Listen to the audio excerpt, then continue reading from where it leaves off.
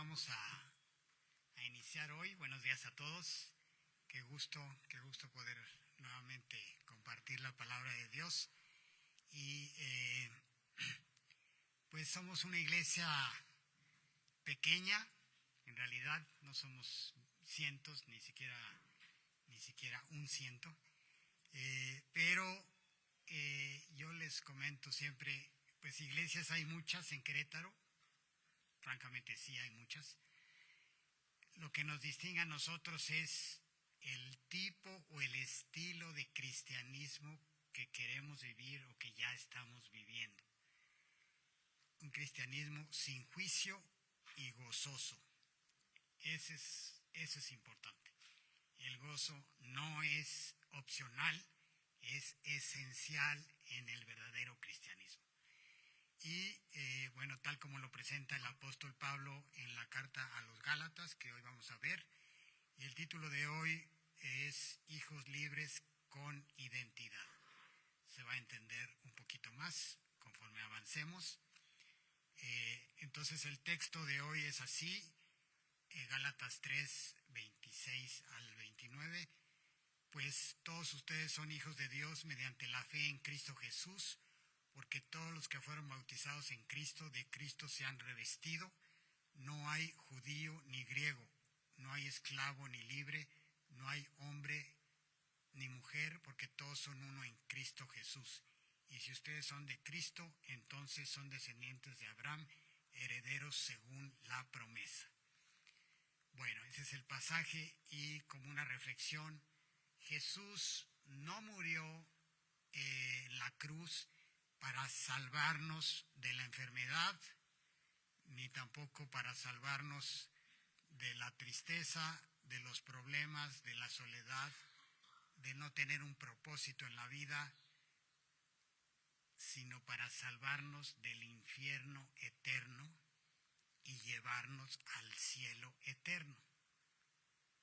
Para eso murió Cristo y para que nos parezcamos a Él y podamos convivir en la eternidad ya habiendo sido transformados. Dios entonces, teniendo esto en mente, creó todo el universo como un escenario para ese propósito. Y desde antes de la fundación del mundo, diseñó la encarnación de Cristo, el nacimiento virginal de Cristo, la vida, la muerte y la resurrección de Cristo. Todo este plan con Cristo lo diseñó Dios, diseñó y dirigió la historia de todo el mundo de principio a fin para salvar del infierno a pecadores como todos nosotros y llevarnos al cielo. Ese es el plan así macro que tiene Dios en mente. Y eso entonces nos lleva a la pregunta más importante. ¿Cómo planeó Dios que escapemos del infierno y entremos al cielo? Es importante, ¿no? Es un asunto eterno, pues. ¿Cómo lo planeó Dios? ¿Cómo lo logramos? Bueno, la religión falsa, los evangelios falsos dicen, pues se trata de creer, de hacer el bien, de ser moral, ser una buena persona, ser religioso, ir a la iglesia. Es cuestión de fe y de obras. Y es lo que dicen por ahí muchas personas. Bueno, Jesús llevaba apenas 25 años de haber resucitado cuando surgió este asunto de la fe y las obras. Cuando diga obras, en toda la plática de hoy son obras de la ley, ¿sí? Obras de la ley, o sea, cumplir mandamientos. Y precisamente Pablo escribió el libro de Gálatas para aclarar que la salvación es solo por fe. Algunos judíos convertidos al cristianismo que vivían en Jerusalén llegaron a las iglesias de Galacia y les dijeron a los creyentes que su salvación no era válida porque además de la fe necesitaban hacer obras de la ley de Moisés. Pablo identificó esto no solo como un engendro falso que ni siquiera es evangelio. sea, ni siquiera eso es no hay buena noticia, en eso no hay buena noticia. ¿Por qué? Porque de todos modos tienes que cumplir la ley. Entonces, ¿cuál es la buena noticia? Y Dios a través de Pablo enseña que la salvación es por fe y solo por fe. Y la pregunta es entonces, ¿para qué Dios dio la ley si no sirve para salvarse? ¿Para qué? Es una pregunta muy válida y vamos a irla respondiendo. Entonces la ley sirve para saber lo que está bien y lo que está mal. Bueno, eso ya es ganancia, ¿no? O sea, sí nos ayuda. No sirve para salvarse, pero sí sirve para muchas otras cosas, entre ellas eso, saber qué está bien y qué está mal. El pecado es una transgresión a la ley. Si no cumples toda la ley, quedas maldito. O sea, estamos como resumiendo cosas que hemos visto con Julio, con Richard. La ley es buena, pero te dice lo que debes hacer, pero no te da el poder para hacerlo. Eso es lo que dice la Biblia acerca de la ley. Debes cumplir la ley, debes cumplirla siempre y al 100% para ganarte el cielo. ¿Sí? Esos son como los enunciados básicos. Y el último sería violar la ley es una ofensa contra el Dios Santo y te hace merecedor de muerte eterna. Entonces, la ley no te salva, pero sí te condena. Curioso, ¿no? Bueno, ok. ¿Y qué dice, qué hemos visto sobre la fe?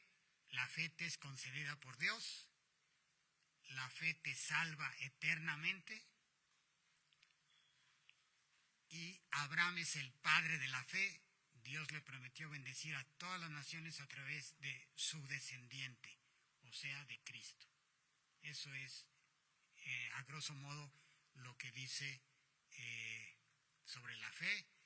En resumen, pues, el pacto de fe en la promesa dado a Abraham es el pacto que salva, y el pacto de la ley dado después a Moisés es un pacto que condena. ¿Para qué sirve la ley? Bueno, entre otras cosas, para condenarnos.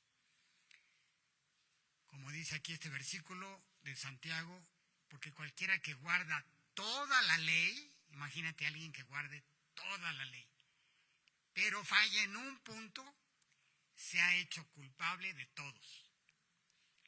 Pues el que dijo no cometas adulterio también dijo no mates. Ahora bien, si tú no cometes adulterio pero matas, te has convertido en transgresor de la ley.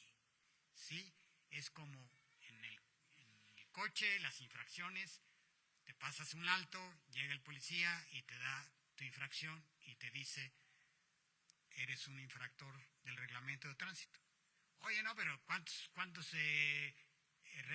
artículos tiene el reglamento? Bueno, como 200. Oye, pero nada más me pasé un alto. Quebranté uno. Sí, pero ya eso te hace transgresor del reglamento de tránsito. Y aquí está tu infracción y mejor págala. Entonces, así funciona. Ya nos convierte en transgresores de la ley. Bueno, y cuando digo ley, si ya conjuntas toda la ley de Moisés, son 613 mandamientos. Los 10 eran o son un buen resumen, muy bueno, pero ya toda completa son 613. Entonces, pues ahí te encargo, ¿no? Bueno, entonces vamos a tomar unos minutos para engancharnos con las enseñanzas que nos compartió Richard y con lo que hemos visto con Julio, para entender muy bien el pasaje de hoy. Hace muchos años Dios le hizo una promesa a Abraham, más o menos en ese año, más o menos, y años después Dios le entregó la ley a Moisés, 430 años después, y muchos años después nació Cristo, que fue el cumplimiento de la promesa hecha por Dios a Abraham. ¿Sí? O sea, eso es como una línea del tiempo, ¿sí? De allá para acá. Entonces, 430 años entre la promesa hecha a Abraham y la ley dada a Moisés. Y cerca de 1250 años entre la ley dada a Moisés y Cristo. ¿Ok? Entonces, esta es la vigencia de la promesa en la raya azul. Desde entonces estuvo la promesa, ¿sí? Desde que Dios le prometió a Abraham. Y esta es la vigencia de la ley, la verde, ¿sí? Desde que se dio la ley, a partir de ahí funciona la ley. El punto de Pablo es que la ley que estuvo vigente ese tiempo, representado por la línea verde, no invalida la promesa original que estuvo vigente desde Abraham y sigue vigente hoy. La ley, la línea verde, no invalida la línea azul. La promesa sigue, no tiene por qué cancelarse, no es o una o la otra. Ahí están las dos y funcionan bien las dos juntas.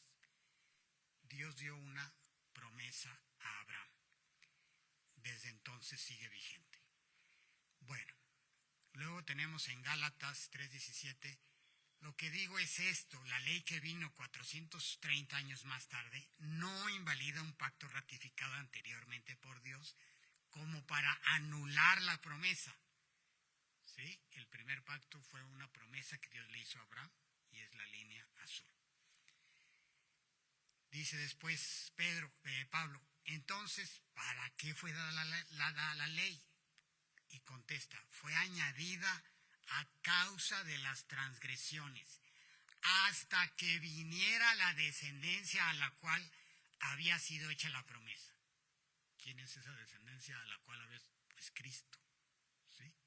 Fue añadida a causa de las tradiciones hasta que llegara Cristo. Entonces Dios le entregó la ley a Moisés, esa línea verde, pero eso no invalidaba la promesa original, que es la línea azul. Ahora, permítanme hacerles una reflexión. El capítulo 11 de Hebreos, es conocido como el Salón de la Fama de la Fe, ¿sí? Los que han leído. Y dice ahí, por la fe entendemos que Dios creó el universo por medio de su palabra, de modo que lo que ahora vemos fue hecho de lo que no se veía. Y empieza a decir, por la fe tal persona, y por la fe tal persona, ¿sí? Y empieza a nombrar a todos los héroes de la fe. Y dice esto, por la fe Abel, por la fe Enoc, por la fe Noé, ojo, antes de Abraham. Esos tres fueron antes de Abraham. Sigue diciendo, por la fe Sara, Isaac, Jacob, José, después de Abraham, pero antes de la ley. Y sigue diciendo, por la fe Moisés, Rahab, Gedeón, Sansón, David, Samuel, después de la ley, pero antes de Cristo. El punto es que siempre ha sido por fe, incluso antes de Abraham y después de la ley, siempre ha sido por fe. Ahí está clarísimo, siempre ha sido por fe.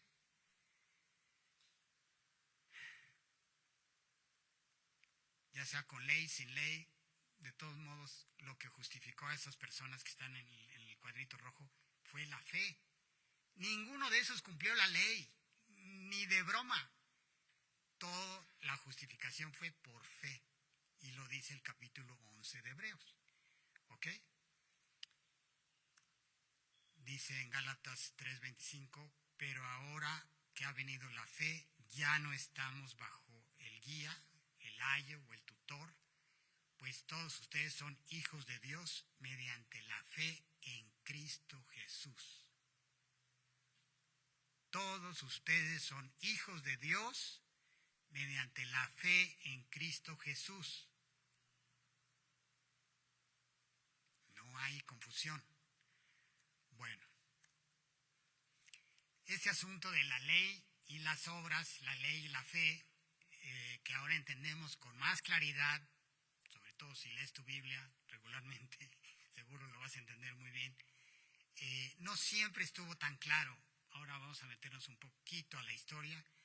A lo largo de la historia pasaron muchas cosas en el cristianismo, pero la gota que derramó el vaso fue hace 508 años, que fue 31 de octubre, este viernes que pasó, ¿sí? 508 años.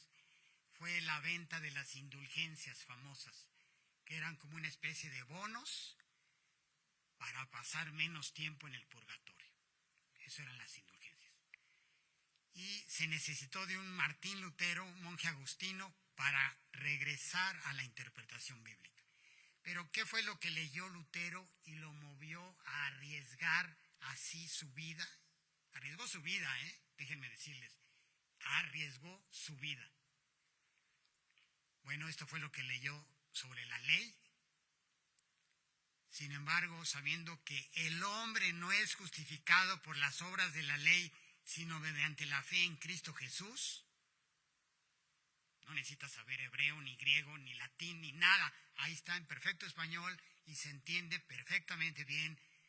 El hombre no es justificado por las obras de la ley, sino mediante la fe en Cristo Jesús. También nosotros hemos creído en Cristo Jesús para que seamos justificados por la fe en Cristo y no por las obras de la ley, puesto que por las obras de la ley nadie será justificado. 3 veces lo dice de distinta forma, al derecho, al revés, es lo mismo, lo está afirmando y reafirmando y reafirmando. Dice también en Gálatas 2:21, no hago nula la gracia de Dios, porque si la justicia viene por medio de la ley, entonces Cristo murió en vano. Es decir, si te puedes ir al cielo cumpliendo la ley, entonces Cristo murió inútilmente. ¿Por qué? Porque te podrías ir al cielo cumpliendo la ley. O sea, la prueba de que la ley no se puede cumplir y de que nadie se va al cielo por cumplir la ley es precisamente que Cristo murió. Esa es la prueba más contundente de que la ley no sirve para salvar. Bueno, entonces esto ya vimos lo que leyó Lutero sobre la ley, ahora vamos a ver qué leyó Lutero sobre la fe. Así es el orgulloso, en él su alma no es recta, mas el justo por su fe vivirá. Y que nadie es justificado ante Dios por medio de por la ley es evidente, porque el justo vivirá por la fe. Porque en el Evangelio la justicia de Dios se revela por fe y para fe, como está escrito, mas el justo por la fe vivirá. Son citas de Habacuc 1:4. ¿Y por qué se repite 3 veces esto? Porque Dios consideró importante repetirlo 3 veces. No solo en Habacuc, sino también en Gálatas y en Romanos. Porque es muy importante. En base a estos versículos y muchos más, Lutero escribió en sus 95 tesis que la Biblia afirma que la salvación es solo por fe. Eso fue lo que fue y clavó. Aquí vamos a verlo ahí clavando las 95 tesis en Wittenberg, Alemania, el 31 de octubre de 1517. Bueno, 4 años después de haber clavado esas tesis, el Papa León X excomulgó a Lutero. Cuando fue juzgado por la Iglesia, estaban ahí en ese evento, la Iglesia y Carlos V, el de los chocolates, ahí está. Carlos V. Lutero pronunció estas famosísimas palabras. A mí me hacen de veras que llorar. El Papa y los concilios han caído muchas veces en el error y en muchas contradicciones consigo mismos. Por lo tanto, si no me convencen con testimonios sacados de la Sagrada Escritura o con razones evidentes y claras, yo no quiero ni puedo retractarme de nada, por no ser bueno ni digno de un cristiano, obrar contra lo que dicta su conciencia. No puedo hacer otra cosa. Que Dios me ayude. Amén. prácticamente lo que dijo fue: estoy dispuesto a morir por esto. No me voy a retractar. Porque el punto era ese, ¿eh? Todo el evento era: a ver, aquí delante de todos, retráctate. Queremos oírlo de tu voz, de tu boca. Retráctate. Y Lutero dijo: pues ¿cómo ven que no? No me voy a retractar. Esto fue en abril de 1521, para que se ubiquen, 4 meses antes de que Hernán Cortés conquistara la Gran Tenochtitlán. ¿Sí? Diferentes continentes. Bueno, en 1545, 24 años después de excomulgar a Lutero, se realizó el Concilio de Trento, que fue un concilio para dar una respuesta formal a la reforma protestante de Lutero. ¿Sí? Ahí va. Ahí está el mapa. Ahí está Wittenberg en 1517. 28 años después es el Concilio de Trento, en el norte de Italia. Y el Concilio de Trento duró 18 años. O sea que en total fueron 46 años. 28 más 18. 46 años tardaron en sacar la respuesta a la reforma protestante. Para que el Concilio de Trento fuera verdaderamente ecuménico, es decir, que promoviera la unidad, Fernando I, el emperador del Sacro Imperio Romano Germánico, intentó que estuvieran representados todas las partes, incluyendo los protestantes. Entonces invitaron a los protestantes, pero les dijeron: sí, eres invitado, pero calladito, y no tienes derecho a votar, solo a oír. Entonces pues nadie fue. Los protestantes no se aparecieron y el concilio lo hicieron nada más ellos. Bueno,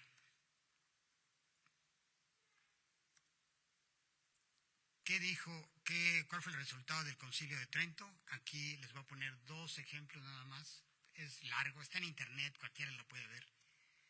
Dice así: si alguno dijere que el hombre justificado, por perfecto que sea, no está obligado a observar los mandamientos de Dios y de la Iglesia, sino solo a creer, como si el Evangelio fuese una mera y absoluta promesa de la salvación eterna, sin la condición de guardar los mandamientos, sea excomulgado. Ah, caray. Pues es lo contrario de lo que leímos en Gálatas, ¿eh? Que lo repite 3 veces en el mismo versículo, Gálatas 2:16. Esto es exactamente lo contrario. Y otra que dice: si alguno dijere que la santidad recibida no se conserva, ni tampoco se aumenta en la presencia de Dios por las buenas obras, sino que éstas son únicamente frutos y señales de la justificación que se alcanzó, pero no causa de que se aumente, sea excomulgado. En otras palabras, las buenas obras te van haciendo cada vez más santo y no son el fruto de tu salvación. Es lo contrario de lo que dice la Biblia. Bueno, 46 años. En resumen, el Concilio de Trento reafirmó lo siguiente: para alcanzar la salvación es necesario tener fe y hacer buenas obras. Y hacer buenas obras, o sea, las 2 cosas. El celibato de los sacerdotes sigue vigente. El Concilio de Trento es el vigente hoy en día, ¿eh? La suprema autoridad del Papa la confirmaron. La canonización de los santos, sí, los vamos a seguir canonizando. La existencia del purgatorio, sí, continúa. Que esa palabra no está en toda la Biblia, pero bueno, continúa. Otra afirmación que confirmaron: el pecado original no destruyó la voluntad humana para escoger lo bueno, solamente la dañó. Y dijeron no a la predestinación soberana. Y también reconocieron: la venta de indulgencias no debe existir. Bueno, eso estuvo bien. La pregunta de fondo era: ¿quién o qué es la máxima autoridad para los cristianos? Esa es la pregunta, y es una pregunta muy válida. ¿Qué o quién es la máxima autoridad para los cristianos? El Concilio de Trento respondió: el Papa, los libros escritos y las tradiciones no escritas. Esa es la máxima autoridad. Pues ya te imaginarás, ¿no? La Iglesia Protestante responde: sola Escritura. La Biblia es la autoridad. Sí hay diferencias evidentes. Dice en Efesios 5:23, porque el marido es cabeza de la mujer, así como Cristo es cabeza de la Iglesia, siendo él mismo el Salvador del cuerpo. Entonces, bueno, todos estos datos están disponibles en Wikipedia, en Internet, chéquenlos. No quiero aquí hacer ningún manipuleo de nada. Y la verdad es que Dios quiere que amemos a los católicos, a los maometanos, a los budistas y a todos los demás. ¿Sí? No porque esto sea historia y sea cierto, entonces, no, entonces nada, seguimos amando a nuestro prójimo, ¿sí? Eso debe ser claro. Bueno, entonces regresando al pasaje de Gálatas, dice: antes de venir la fe estábamos encerrados bajo la ley, confinados para la fe que había de ser revelada. En todo el Nuevo Testamento, el término para referirse a los cristianos, ¿sí?, cuando Pablo quiere referirse a los cristianos, no usa la palabra cristianos, ¿sí? ¿Saben qué palabra usa, qué expresión usa? Los que están en Cristo. Esa es por mucho la expresión que más se usa. Los que están en Cristo. Eso es un buen punto para recordar. Entonces, antes estábamos bajo la ley, pero ahora estamos en Cristo. ¿Sí? Ese es el punto. Todos los no judíos, ¿quiénes son? Mexicanos, cubanos, italianos, ¿sí? Todos los no judíos estaban y están bajo la ley de Dios. Aunque no tuvieran la ley escrita de Dios, la tenían escrita en su conciencia. Entonces todos estábamos bajo la ley de Dios. Y para no extender más esto, John Piper explica muy bien todo este punto. Es una muy bonita analogía, espero que les haga sentido. Dice: ya no estamos bajo la ley intentando desesperadamente subir al cielo, ¿sí?, cumpliendo mandamientos. Esfuérzate, échale ganas, cumple. Dice Piper, ya no. Para nosotros la escalera de la ley ha caído y se ha convertido en una vía férrea de tren de gozosa obediencia. La ley ya no cae sobre nosotros como una carga mortal. Estamos sobre ella, sobre la vía. Se cumple la palabra que dice: si son guiados por el Espíritu, no están bajo la ley. ¿Sí? Con eso se resume muy bien este asunto. Dice después: de manera que la ley ha venido a ser nuestro guía para conducirnos a Cristo, a fin de que seamos justificados por la fe. Pero ahora que ha venido la fe, ya no estamos bajo el guía. Bueno, un guía o un tutor o un ayo o un custodio, ¿sí?, cualquiera de esas palabras, la que más les haga clic, era alguien que disciplinaba al niño romano si se pasaba de la raya. ¿Sí? Tenían a un ayo, a un custodio, a un guía, y pues le tocaba, ¿no? La disciplina solía ser muy severa, y por eso los niños romanos anhelaban el día en que tuvieran la edad suficiente para liberarse de ese ayo, de ese custodio. Cuando el niño romano llegaba a una edad similar a la del bar mitzvah judío, 13 años aproximadamente, le daban lo que se llamaba túnica virilis, es una túnica ya de hombre, ¿sí?, y se liberaba de ese guía o ese custodio. Por eso está usando Pablo esa palabra, ¿no?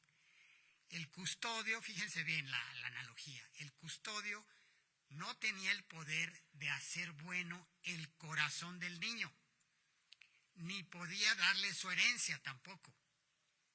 Solo podía vigilar el comportamiento externo del niño. Así funcionaba también la ley para Israel. Les decía cómo debían comportarse, pero no les daba un corazón nuevo para lograr ese comportamiento. ¿Sí? O sea, la analogía es muy buena la que usa Pablo.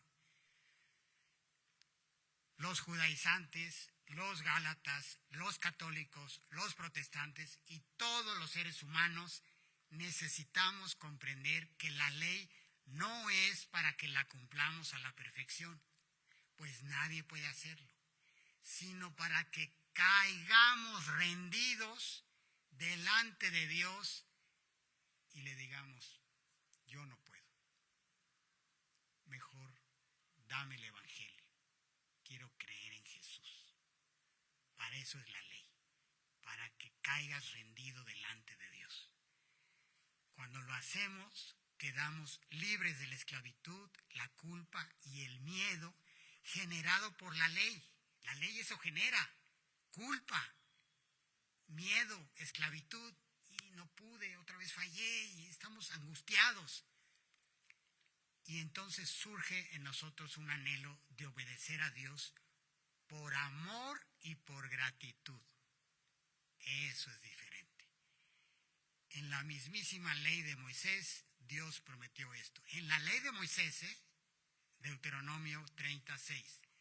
Además, el Señor tu Dios circuncidará tu corazón y el corazón de tus descendientes para que ames al Señor tu Dios con todo tu corazón y con toda tu alma a fin de que vivas.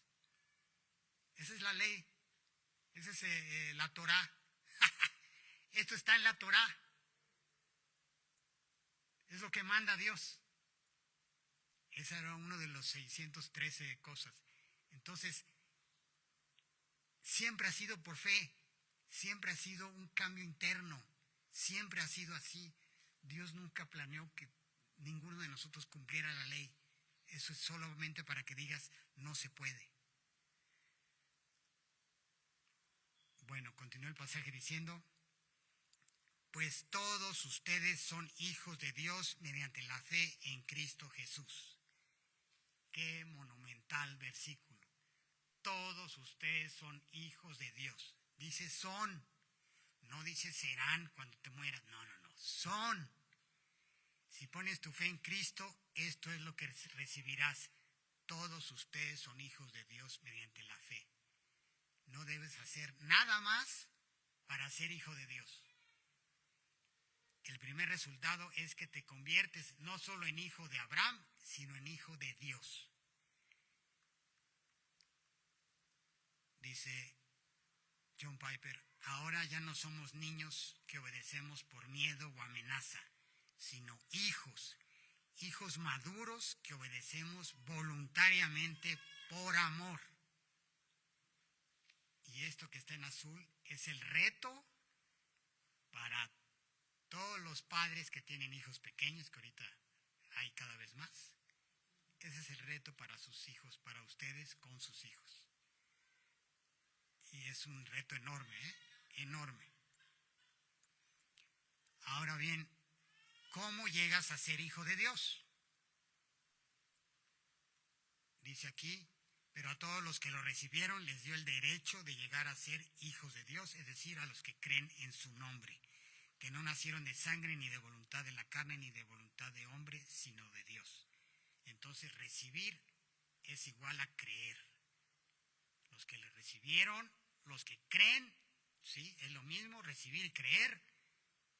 Eso es, y este es un asunto espiritual, no carnal. Por eso dice ahí, ni de voluntad de hombre, ni de voluntad de carne. Es espiritual.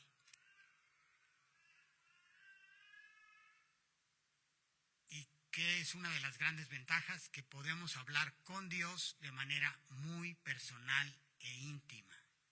Si ya eres hijo de Dios, o cuando seas hijo de Dios, puedes hablar con Dios, puedes acercarte a Dios, puedes tener relación con Dios, pero no una relación así lejana de, pues, allá está el soberano del universo y yo acá soy una hormiga, despreciable. No, una relación de amor. Dice aquí, y porque ustedes son hijos, Dios ha enviado el Espíritu de su Hijo a nuestros corazones clamando, Abba, Padre. Por tanto, ya no eres siervo, sino hijo, y si hijo, también heredero por medio de Dios. O sea, nos puso en un nivel que ni en nuestros mejores sueños se nos hubiera ocurrido.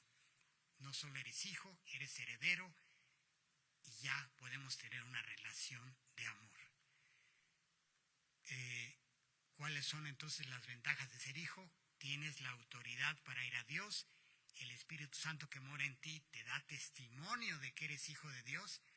Y como les decía, incluso lo cantamos, no dice que serás hijo de Dios, dice que por la fe hoy eres hijo de Dios. Si no lo crees, créelo. Ese es problema tuyo, que no lo crees. Pero eso es lo que dice Dios. Dios mató a su Hijo para que lo creas, para que sea cierto, para que te afecte y me afecte. Para eso murió Cristo. Esto no es una teoría, no estamos jugando aquí al teólogo. Son realidades. Cristo murió en una cruz y le salió sangre. Esto ocurrió y está documentado en la historia, que sí hubo un crucificado allá en Judea.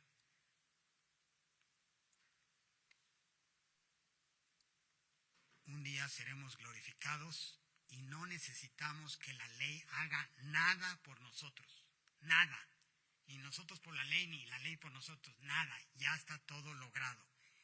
Como yo les digo siempre, el primer día de clases, el maestro ya te puso 100 como calificación final. Ya solo entras a clases por el placer de aprender.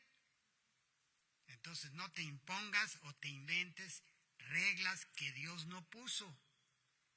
Solamente agradece con amor al maestro y disfruta la materia. Es muy disfrutable la vida cristiana. Ahora les voy a platicar un asunto poco curioso. La primera vez que Dios me regaló viajar a Alemania, en 1989, yo tenía 29 años, algunos de ustedes ni habían nacido. Vi en la calle, íbamos Rebe y yo, por cierto, ahí con la mochila y todo. Y en la calle vimos a un puesto de periódico que tenía un bote de dinero a un lado. Me esperé y un hombre llegó y tomó el periódico y echó su dinero. Y yo empecé a voltear así como, a ver dónde está el periodiquero, ¿no? O sea, obviamente nadie deja un bote de dinero ahí en la calle. Como buen mexicano, no podía creerlo. O sea, ¿qué es esto? No puede ser.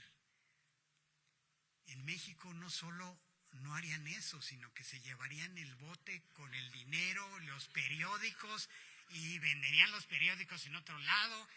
Yo decía, ¿qué les pasa a estos alemanes? O sea, ¿cómo confían, no? Bueno, la verdad es de que estamos acostumbrados a que nadie confíe en nadie, aquí en nuestro amado México. Todo tiene que ser obligatorio y con vigilante. Así tiene que ser. Bueno, Dios nos hizo sus hijos para que por amor vivamos para Él sin la vigilancia de un custodio, de un ayo, de un guía, de nadie. Sin la vigilancia de la ley que te esté, tienes que hacer, cumple, haz. No, es por amor. O sea, te cambia el chip. Bueno, luego dice, porque todos los que fueron bautizados en Cristo, de Cristo se han revestido. Ojo, no dice los que fueron bautizados en agua. sino bautizados en Cristo. Bautizado significa sumergido, inmerso. Literalmente dice, porque todos los que fueron sumergidos en Cristo, de Cristo se han revestido. Para los que decidan bautizarse, en 15 días tendremos bautismos. Es importante que pongan atención a esto y a la que sigue. Dice Romanos 6:3, ¿o no saben ustedes que todos los que hemos sido bautizados en Cristo, hemos sido bautizados en su muerte? Sumergidos en Cristo es que fuiste sumergido en la muerte de Cristo. Por tanto, hemos sido sepultados con Él por medio del bautismo para muerte. Está haciendo una analogía. Por eso dice, a fin de que ¿cómo es que está comparando? Como Cristo resucitó de entre los muertos por la gloria del Padre, así también nosotros, o sea, ¿cómo? Y así también es la comparación, ¿sí? Andemos en novedad de vida. Entonces, ese es el verdadero significado del bautismo, porque si hemos sido unidos a Cristo en la semejanza de su muerte, te unes con Cristo y te sumerges en la muerte, ciertamente lo seremos también en la semejanza de su resurrección. Unido con Cristo, resucitarás. Sabemos esto, que nuestro viejo hombre fue crucificado con Cristo para que nuestro cuerpo de pecado fuera destruido, a fin de que ya no seamos esclavos del pecado. O sea, ¿para qué es todo esto? Esta analogía, entender bien qué es el bautismo y todo esto, ¿para qué? Para que ya no seamos esclavos del pecado, para que nos liberemos del pecado. Oye, yo ya me identifiqué con Cristo y me sumergí en su muerte, y entonces, igualmente identificado con Cristo, resucito y ya soy otro. Son enormes verdades, lo único que nos falta es creerlas. En el bautismo, el agua representa la tumba, ¿sí? Entras a la tumba, los que ya se bautizaron, bueno, el bautismo es por inmersión, te sumerges en el agua, vestido con harapos de pecador, corrupto, y sales de la tumba revestido de Cristo con vestiduras inmaculadas y gloriosas. Para todo el que se bautice, eso debe de estar creyendo y asimilando. Ahorita que me sumerja,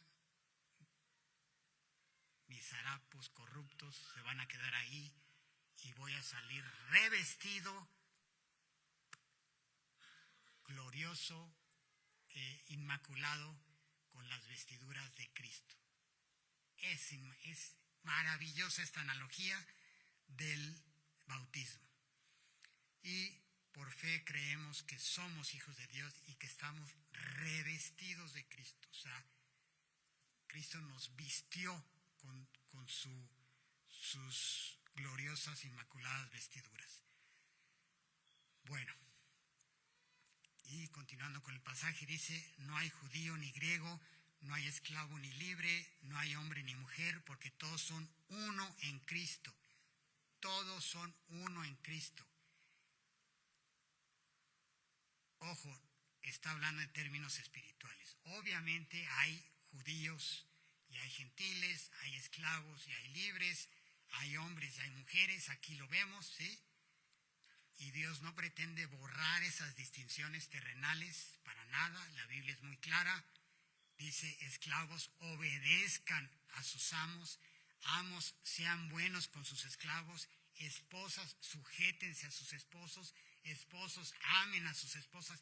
O sea, la Biblia reconoce todas estas diferencias, pero en Cristo no hacemos distinciones de género en cuanto a nuestro amor mutuo.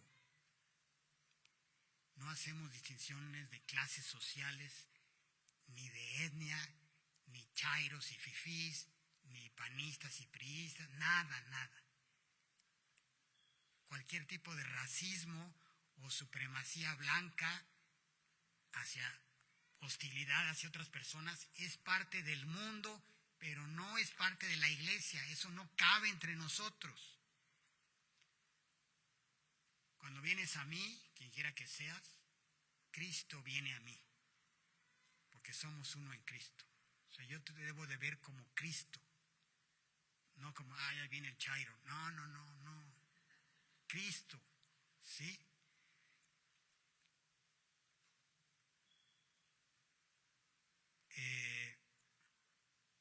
Bueno, estos son versículos que soportaban esta idea. Vamos a abreviar. Y Gálatas 3:29 dice, y si ustedes son de Cristo, entonces son descendencia de Abraham, herederos según la promesa. Otra noticia increíble, somos descendientes de Abraham. Oye, no, pero si yo vengo de acá, por el lado de los aztecas y españoles, Abraham no tiene nada que ver conmigo. Bueno, Dios dice que sí, somos descendientes de Abraham, herederos según la promesa. La descendencia de Abraham es Cristo, y si estás en Cristo, el descendiente prometido, eres descendiente de Abraham. Dice aquí, para que quede claro, dice en Romanos, porque todos los descendientes de Israel, porque no todos los descendientes de Israel son Israel.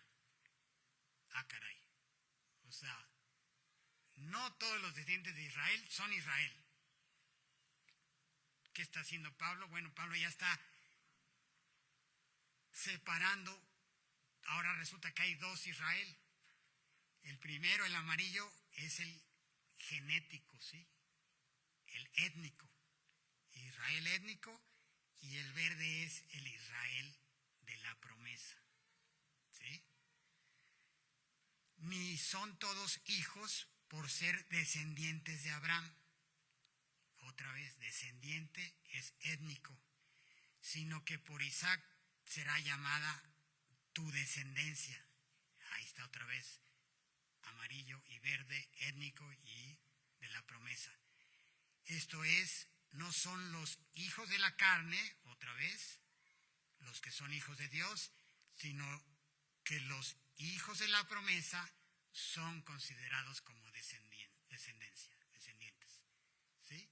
Entonces, de tres formas lo separa: Israel, descendientes, hijos de la carne, hijos de la promesa, para que veamos que son dos asuntos diferentes. Solamente para que entiendas que tú eres descendiente de Abraham, de la promesa, y dice Dios que eres israelita. Te recomiendo que cuando leas el Nuevo Testamento y encuentres la palabra Israel, con el contexto, tú mismo definas si está hablando de Israel étnico o del Israel espiritual, para que entiendas el pasaje. Porque aquí Pablo ya nos puso a chambear. Hay que entender bien la Biblia, ¿sí? Ok. Bueno, ya vamos a acabar, ¿eh? Dirás, a ver, Fer, hablas mucho y ya me hiciste bolas. Dime concretamente qué espera Dios que yo haga. Hablas de muchas cosas, pero a ver, ya, concrétate, céntrate. ¿Qué quiere Dios que yo haga? Dice ahí, entonces Pedro le dijo, arrepiéntanse y sean bautizados cada uno de ustedes en el nombre de Jesucristo para perdón de sus pecados y recibirán el don del Espíritu Santo. Arrepiéntanse. Eso quiere Dios que tú hagas. Arrepiéntete. Y esa es la condición. ¿Para qué? Para que recibas el don del Espíritu Santo. Si no haces eso, pues no recibes nada. Ok. Y dice en Juan 3:36, el que cree en el Hijo tiene vida eterna. ¿Cuál es la condición? Creer en el Hijo y entonces tienes vida eterna. ¿Sí? No es tan difícil. Entonces, ¿qué quiere Dios que tú hagas? Arrepiéntete y cree. Esas dos cosas quiere Dios que tú hagas. Arrepiéntete y cree. Ahora vamos a ver, esto es nada más para que los que quieran tomen fotos, son 3 láminas. Ordo salutis es una palabra dominguera, expresión dominguera, es muy teológica, es orden en la salvación. Ahí puse algunas preguntas. ¿Qué espera Dios que yo haga? ¿O no debo hacer nada absolutamente? ¿Cuándo es que Dios me da un nuevo corazón? ¿Cuándo es que esa escalera que era la ley se convierte en una vía? ¿Cómo le hago para que eso ocurra? ¿Primero creo y luego Dios me cambia el corazón o es al revés? Primero Dios me cambia el corazón y luego creo. ¿Primero me hace su hijo y luego entra en mí el Espíritu Santo o es al revés? Bueno, cuando hablamos del orden de la salvación, no estamos diciendo que la salvación venga paso a paso o que puedes saber con exactitud cuándo avanzas de un paso a otro. El orden es más lógico que cronológico. Ya con eso digo todo. Es más lógico que cronológico. Entonces, si ya tienen ahí sus cámaras, este es el Ordo Salutis, orden de la salvación. Ni siquiera lo voy a leer ya por cuestión de tiempo, pero ahí viene la predestinación o elección, llamado del Evangelio, llamado eficaz. Si quieren esto, ¿saben qué? Lo podemos discutir el próximo domingo en Renovando tu Mente, aquí a las 11, perdón. Sí. Después sigue la regeneración, la conversión, la justificación, la adopción, santificación y la perseverancia. Y finalmente, la glorificación. A ver, esto es ya en serio que es bastante teológico.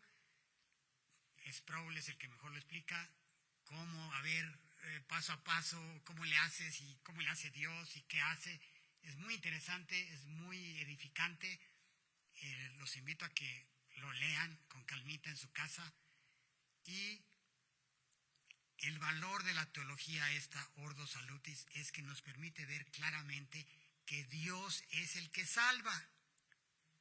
Eso es lo que sirve principalmente. Para que no digamos como Arquímedes, ¡eureka! Lo encontré. No. Me encontró Dios. Nada de que yo lo encontré. Dios me encontró. Y veamos claramente que es Dios el autor y consumador de tu fe. Es Dios. Debemos ver estos 10 puntos como una obra de Dios para atraernos a la unión con Cristo. Es una obra. Son 10 pasos, pero no vayas a querer separarlo. No, es toda una obra conjunta de Dios para llevarnos a Cristo. Algunos de estos puntos ocurren simultáneamente, como por ejemplo el calor y el fuego y la luz. Pues sí, prendes una fogata y hay calor, hay fuego, hay luz, todo al mismo tiempo, ¿sí? Bueno, y mi reto es que ustedes se pregunten cuál es el punto más crítico de todos esos 10 y en cuál o cuáles no interviene Dios para nada. ¿Sí? Hagan ese ejercicio y va a ser muy edificante, háganlo en su casa. Aquí está el resumen de los 10 puntos. Y dice la cadena de oro de la salvación en Romanos 8:30, a los que predestinó a estos también llamó, a los que llamó a estos también justificó, a los que justificó glorificó, que son esos, ¿no? Los que están en rojo. Esos son los de Romanos 8:30. Y hoy vimos que Dios nos adopta como sus hijos. El número 7. Yo te pregunto, ¿te das cuenta de que Dios te adoptó antes de santificarte, antes de que perseveres y antes de que te conforme completamente a la imagen de Cristo, es decir, la glorificación. Esto a mí me voló la cabeza. ¿Cómo Dios me adopta como hijo antes de la santificación, de la perseverancia y de la glorificación? Y ya me dice que soy su hijo. Para Dios, tu salvación es un solo evento que ya ocurrió y Él lo ve como algo ya hecho. Por eso dice, glorificó en pasado, aunque no ha ocurrido. En Romanos 8:30. El maestro ya te puso 100 en la materia y no te lo va a quitar. Y déjenme decirles esto. Si yo fuera Dios, qué bueno que no lo soy. Si yo fuera Dios, seguramente la adopción estaría al final de la lista. Yo solo adoptaría después de asegurarme que mi hijo adoptivo pasó por la santificación, perseveró toda su vida y ya fue completamente conformado a la imagen de Cristo. Pero Dios no es así. ¡Qué maravilla!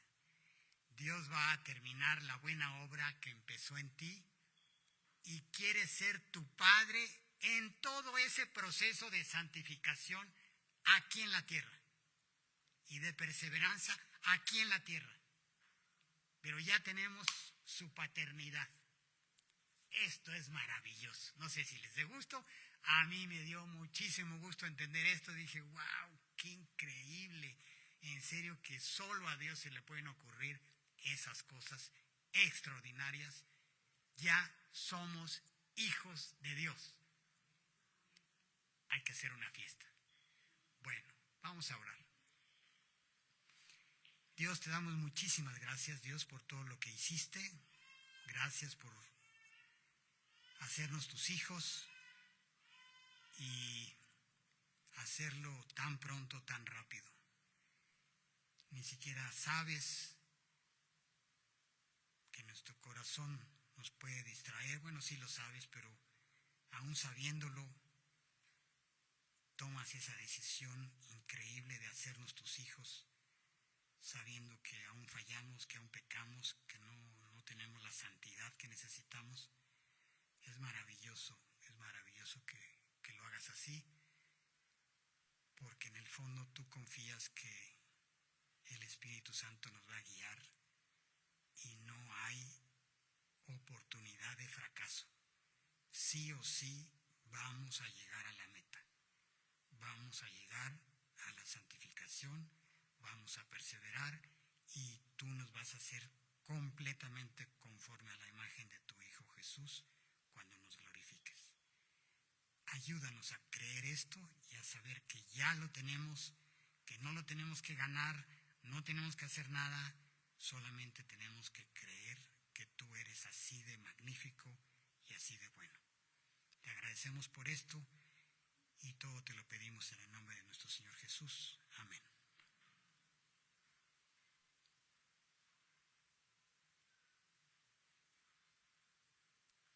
¿Quién sigue? Acá.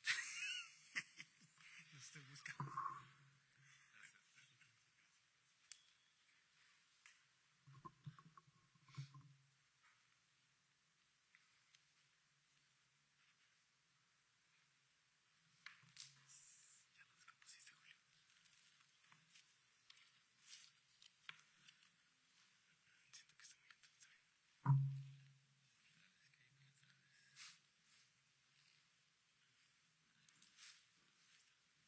Hola a todos, buenas tardes, es tiempo de las ofrendas y voy a volver a leer lo que nos acaba de predicar Fer, que es de Gálatas 3, y dice así: pues todos sois hijos de Dios, por la fe en Cristo Jesús, porque todos los que habéis sido bautizados en Cristo, de Cristo estáis revestidos.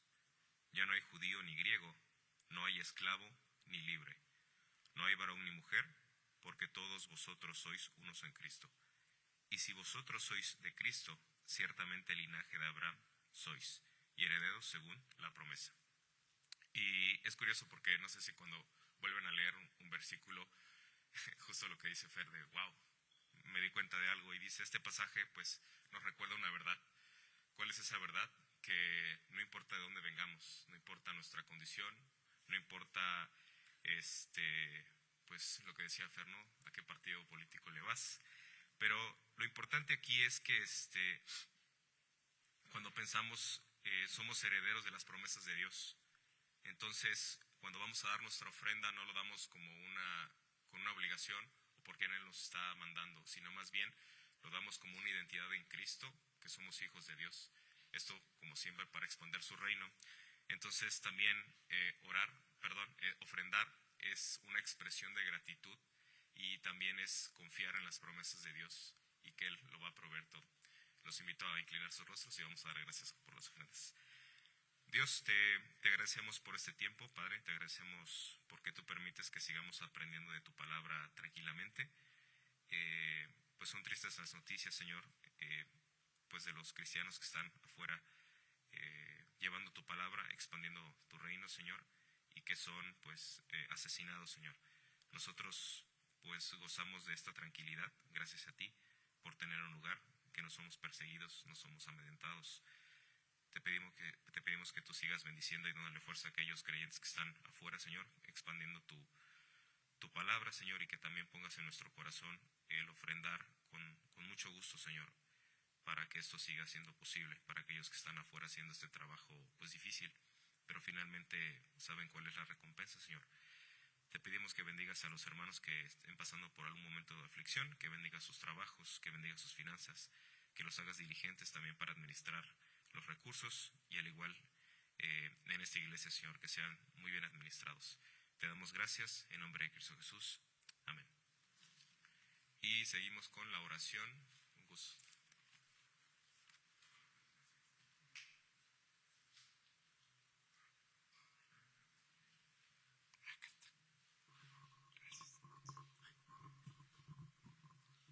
Quedé un poquito alto, pero bueno, vamos a orar, hermanos. Señor, te damos gracias, Padre, porque pues estamos con nuestra familia en Cristo. Gracias por todas las bendiciones recibidas en Jesús.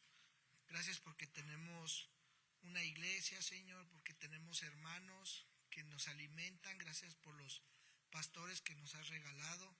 Gracias, Señor, por nuestras esposas, por toda nuestra familia que tenemos, Señor. La verdad que no la pudiéramos pasar agradeciéndote pues tantas cosas, Señor, y queremos darte primeramente gracias, Señor, por la salvación en Cristo. Nunca la merecimos ni la merecemos, pero tú quisiste regalárnosla, Señor, de pura gracia, y te damos gracias por eso, Señor. Queremos poner cada petición que tú sabes en lo profundo de nuestro corazón está ahí arraigada, Señor. Tú conoces nuestras luchas, conoces a aquellas personas que amamos, y tú sabes, Señor, quién todavía no se ha rendido a ti, Señor.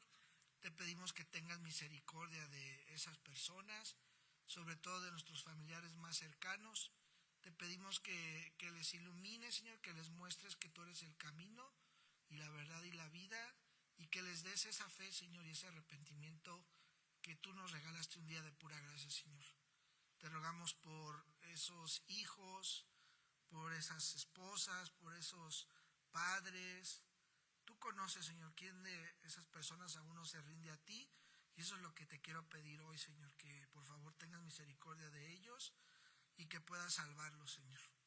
También te pido, por favor, que bendigas cada ministerio de esta iglesia, que tu palabra sea nuestra guía, Señor, que nunca nos salgamos de ella, y que dirijas, Señor, tú a esta iglesia, Señor, que tú seas el director, y que estemos contentos, Señor, con lo que tú nos has dado a cada quien, que pongas en nuestro corazón el estar en el lugar correcto, Señor, que tú nos has otorgado de pura gracia también, y que cada persona esté acomodada en el cuerpo de Cristo como tú soberanamente lo decidas, Señor. Bendícenos, que no nos apresuremos y que podamos crecer, Señor, conforme a tus propósitos y conforme a tu agenda espiritual. Gracias, Señor. También te pedimos por los enfermos, que tú pongas tu mano de poder sobre ellos, y te rogamos, Señor, por aquellos que están ahorita en cama, que están padeciendo alguna necesidad de salud. Y gracias por aquellos que ahorita tenemos esa salud, que la aprovechemos, Señor, para seguir en las cosas de tu reino. Te pedimos todas estas cosas, Señor, y te damos gracias en el nombre de Jesús. Amén.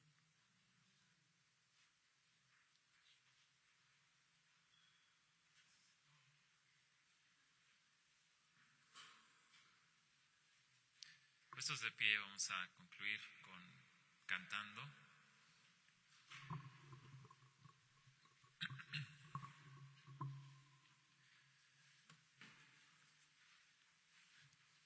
Este canto que nos recuerda justamente esa identidad que nosotros ahora tenemos como hijos de Dios.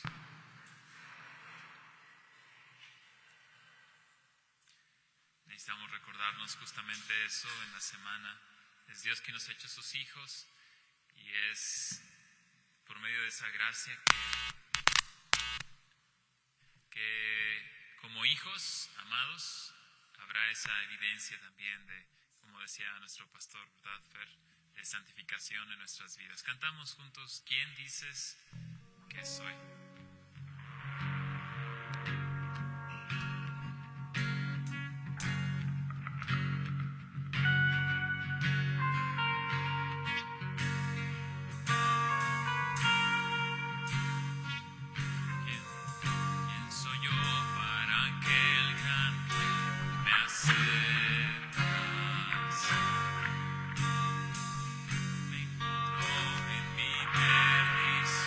Su amor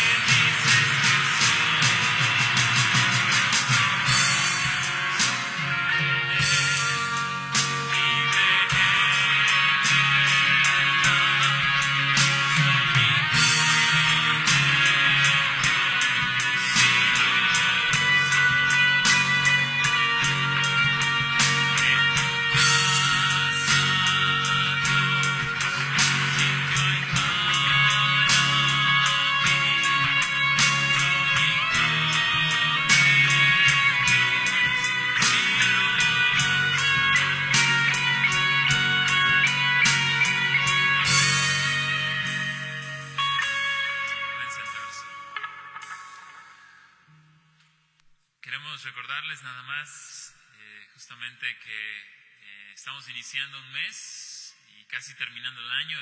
Está noviembre, diciembre. Gracias a Dios ha ido en su gracia, nos ha permitido hacer todas las actividades que hemos tenido planeadas, pero también esperamos que en este mes tenemos varias actividades que tenemos que ir recordando, pero queremos primero felicitar y tener en mente a los que cumplen años en este mes de noviembre, como es el caso de Héctor Macín, Lulú Macín, Emi Arreola, Pepe, el día 19, Christopher Velázquez y Mari Arreola. Son los compañeros de este mes de noviembre, para que estemos pendientes también de ellos. También recordarles y animarles a que los domingos se recogen artículos de limpieza, higiene personal, alimentos enlatados, comida no perecedera.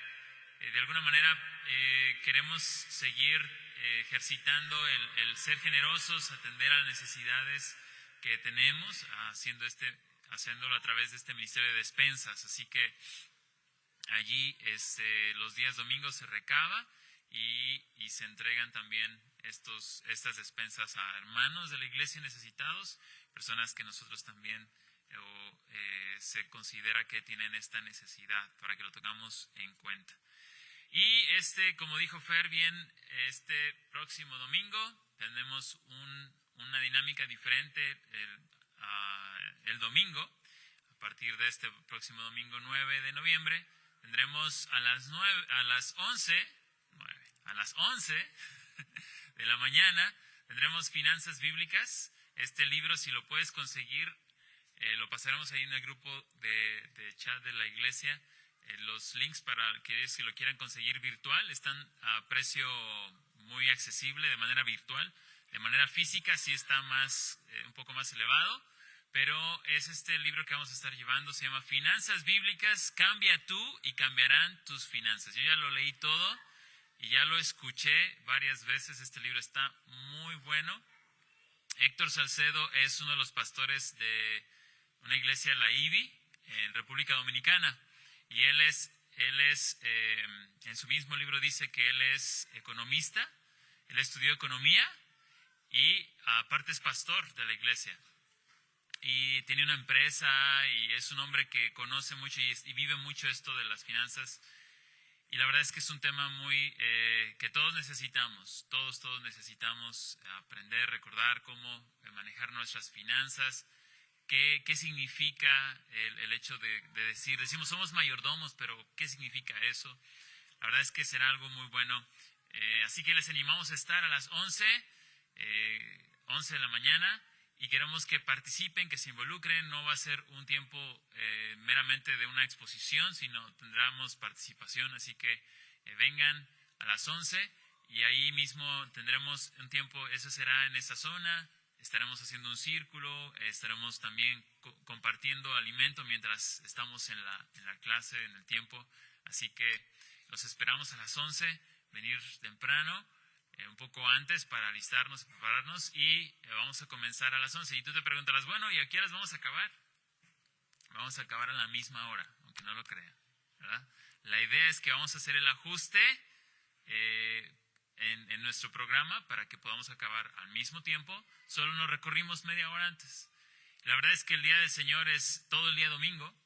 Eso no quiere decir que todo el día domingo vamos a estar aquí en la iglesia, sino que todo lo que hacemos, ¿verdad?, es para el Señor. Es el día en el que reposamos en la presencia de Dios, pero es día del Señor. Y pues queremos aprovecharlo tomando estas dos oportunidades para aprender en la palabra, ¿sí? Como bien Fer nos dice que somos una iglesia que nos distinguimos por ello, por ser una iglesia gozosa, como el título o el nombre de nuestra iglesia, ¿verdad? Nos recuerda de plenitud y gozo, pero eso no sucede nada más porque sí, o porque me lo proponga, sino viene de la palabra. Y somos una iglesia que nos queremos anclarnos en la palabra. Que como nos decía Fer, ¿verdad? Es la palabra la que es nuestro cimiento, es la palabra la que es nuestra fe, norma de fe y práctica, y queremos crecer en ella. ¿Cómo vamos a crecer en ella? Pues tomando estos tiempos en ella, en la palabra. Entonces, tengan en cuenta estas fechas. Este 9 de noviembre empezamos con Renueva tu Mente a las 11, no a las 9, a las 11. Y bautismos el día 16. Habrán bautismos. Estaremos yendo a la parte del van para presenciar los bautismos. Es un buen tiempo para que podamos apartar también este tiempo.